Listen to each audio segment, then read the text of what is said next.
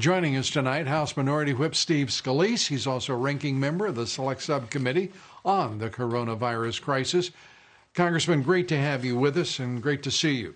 Let's start with the president saying, it's great to have you. The president saying that's it, ordering his representatives and specifically the negotiators with the House to end all negotiations with Pelosi and the House Democrats because he finds them intractable and there will be only negotiations resuming after the election. Your reaction to his decision? Well, Lou, I applaud the president's patience in trying to get an agreement with Speaker Pelosi. The problem's been she's always moved the goalpost. And if you just look at the bill she passed just a few days ago on the House floor, it shows how unserious they are. They literally had billions of dollars in there for people here illegally to get $1,200 checks from the taxpayers of America. They had that money in the bill. They had over $250 billion to bail out failed states. We've been fighting just to get relief to small businesses and families who are struggling. If you look at HEROES Act 1 versus the latest HEROES Act, she actually defunded police by $600 million from one bill to the next, but fully funded illegals, Lou. That makes no sense. President Trump said, enough's enough. I want to help families. I'm not here to give billions of hard-earned taxpayer dollars to people here illegally. And the president, I would think, would be roundly applauded for dropping these negotiations before the election, because they were insisting, the House Democrats, that the president sign a legislation, a bill that would fund all of the poorly managed blue states in the country, specifically New York, California.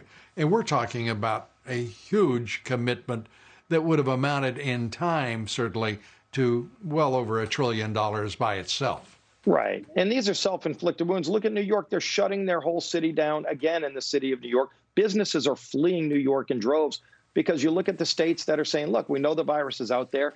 There's smart science. There's good protocols for how to safely reopen schools or businesses. Let people do those things safely. And instead, cities like New York are shutting everything down and crushing these small businesses, crushing the opportunity for people. And people are dying, by the way. Look at the non-COVID related deaths right now. They're through the roof in states like that. And so to send them hundreds of billions of dollars of our hard-earned money to continue shutting their economies down, it's their bad decisions that are killing their cities. Open things back up again safely using the scientific protocols that are out there. Yeah, it is clear. The Democrats have made it very clear. They're going after this country. They're not just going after the president, as if that weren't bad enough. They want to turn this entire country upside down. And they're crushing families along the way. The collateral damage is no concern whatsoever to this group. They're trying to overthrow a president. What's a thing like families in a country?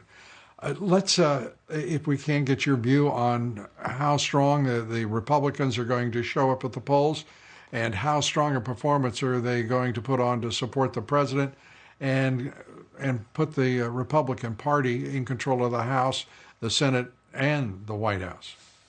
Lou, the enthusiasm continues to be off the charts for Republicans. I get to go to a lot of these swing districts in the swing states, and I was in Michigan and Minnesota just recently. I've been to Florida recently. You see so much tremendous enthusiasm for President Trump and for our House Republican candidates who are trying to win back a lot of these seats where a Democrat ran saying they were going to be pro-life, pro-gun, and vote against Pelosi, and they've got an F rating with National Right to Life, an F rating with the NRA, and they're voting down the line with Pelosi and AOC. It's not selling in a lot of those places.